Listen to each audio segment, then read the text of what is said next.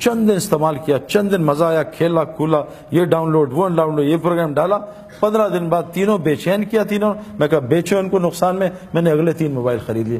یہ میں نے سالوں کیا ہے، کیونکہ میں ہر وقت انٹرنیٹ اور میگزین میں ایڈز دیکھتا تھا. نہیں یہ صحیح یہ صحیح. میں نے دنیا کی ہر گاڑی استعمال کی ہے، خریدی ہے، ٹیسٹ ڈرائیو لی ہے، کرائے پہ لی ہے. اب یہاں تو ہم مہنگی گاڑیاں نے امریکہ کرائے پہ لے لی، ایک دن کا کرایہ $50، کوئی مسئلہ نہیں. پورش لے لو، میں نے ہر گاڑی چلائی، چند گھنٹوں دنوں کے مزے.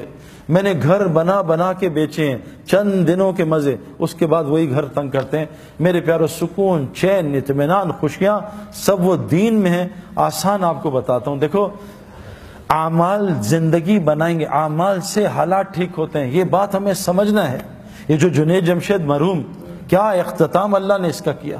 یہ جنید جمشید کوئی تبلیغی بزرگ تھا کوئی بہت بڑا، یا کوئی بہت بڑا، یعنی میں آپ کو کیا بتاؤں میرے پیارو. لوگ مجھ سے آ کے کتنی شکایت کرتے ہیں جنید کی، لیکن جو جنید کی ٹی وی میں حرکتیں آتی تھی وہ بہت چھوٹے گناہ ہیں، بہت چھوٹے. لیکن جنید گناہ کبیرہ سے، جنید کے منہ سے میں نے کبھی غیبت ہی نہیں سنی میرے پیارو.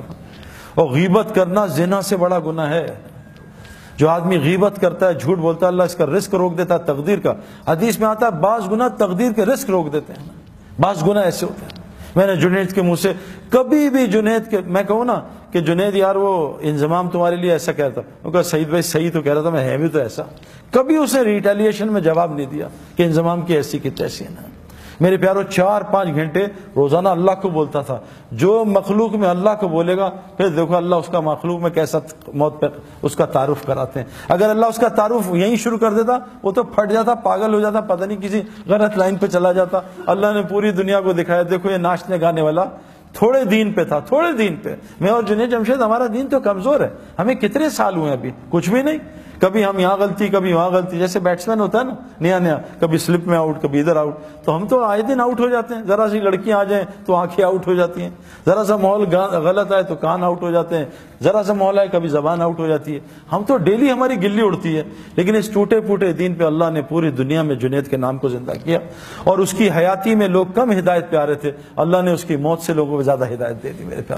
میرے پیارو اعمال سے دنیا بھی بنے گی. اور جنید جمشید کی دنیا ختم نہیں ہوئی. میں جنید کو جانتا ہوں 90s سے نا. جنید کیا صرف پاکستانیوں میں جو اردو جانتے ہیں، جنید کو ویسٹ میں مشہور تھوڑی آدمی تھا. ہمارا تو انٹرنیشنل سپورٹس ہے، انگلینڈ، آسٹریلیا، ہر جگہ انضمام الحق کا نام بہت زیادہ ہے کیونکہ انٹرنیشنل سپورٹس ہے نا. یہ تو نعت اور یہ گانے تو سب پاکستانی اور جو اردو جانتے ہیں. لیکن میرے پیارے دوستوں، اللہ نے اس کی آخرت بھی بنائی اور دنیا اللہ نے اس کو وہ عطا کی جو جنید کی سنگنگ میں اس نے خواب بھی نہیں دیکھا تھا. 100 سے زیادہ دکانیں تو اس کی پاکستان میں ہیں. حج پہ جاؤ تو جے جے جے جے جے جے، جہاں جاؤ جنید جمشید. جنید جمشید کو شوق تھا، وہ دعا مانگتا تھا اللہ میرے پوری دنیا میں نام مشہور کر دے اور میرا موت پہ بھی نام مشہور کر دے. دیکھو جب انسان اللہ کا کام کرتا ہے نا، پھر اللہ اس کا کام کرتے ہیں. جنید جمشید ایسے بیٹھا شب جمعہ میں چترال میں بیان کر رہا تھا، بیان کر کے ایک دم رک گیا. پتہ نہیں کیوں رکا. کہتا بھائی میں دعائیں کراؤں گا اپنے لیے، یہ سارا مجمع میری دعا کرے. تو جنید جمشید نے ایک دعا کی کہ اے دعا کرو اے اللہ مجھے اپنے رستے کے شہادت کی موت دے. پورے مجمع نے زور سے کہا آمین. دیکھو اللہ تعالیٰ نے اس کو شہادت کی موت بھی دے دی. میرے پیارو اللہ ہمارے کام کرے گا اگر ہم، دیکھو کیا کہا، عجیب بات کہ ابن عباس تو اللہ کے دین کی حفاظت کر، جب 24 گھنٹے اللہ کو اپنے ساتھ پائے گا. اے ابن عباس تو اللہ کے دین کی حفاظت کر، اللہ تیری حفاظت کرے گا. میرے پیارو ہمارے اعمال ہمارے حالات ٹھیک کریں گے. اللہ کی قسم پوری دنیا میں حالات خراب ہیں، پوری دنیا میں حالات اور دن بدن خراب ہو رہے ہیں.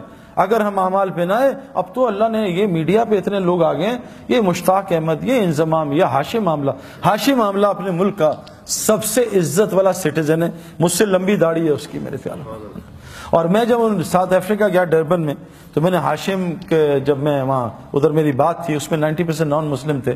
تو ہاشم ابھی بھی جہاز سے اترا تھا انڈیا کا ٹور کر کے، 1.5 مہینے کا سفر کر کے. تو موبائل آن ہوا تو اس کے دوست نے کہا کہ تمہیں گھر چھوڑوں، تمہارے بیوی بچے آئے ہوئے. کہتے ہیں اور یا سعید انور کا وہاں بیان ہے اسٹیڈیم میں، وہاں جاؤ گے؟ کہا میں آ رہا ہوں، بیوی بچوں سے مل کے بیان سن کے پھر گھر جاؤں گا. وہاں آیا، بھائی جنید بھی ملے، اس نے بات سنی. تو میں نے اس کے جو کرکٹرز تھے نا اس سے پوچھا کہ ہاشم، تم سارے نان مسلم، ہاشم کا کیا افیکٹ ہے تم پہ؟ کہتے ہیں یار جب بھی ہم میچ ہارتے ہیں یا ہمیں پریشانی، آؤٹ ہوتے ہیں یا گندا کھیلتے ہیں، ہم ہاشم نا یہ نماز پڑھتا ہے، قرآن پڑھتا ہے، ہم اس کے چہرے کو دیکھتے ہیں، اس کے چہرے کو دیکھ کے ہمیں اتنا سکون ملتا ہے، ہم سوچتے ہیں اس کے اندر کتنا سکون ہوا ہے. ہم سکون کے لیے تو سب کچھ کر رہے ہیں. او بھائی مسجد مچھلی کا سکون پانی میں، مسلمان کا سکون مسجد میں، یہ کہاں باہر تلاش کر رہا ہے؟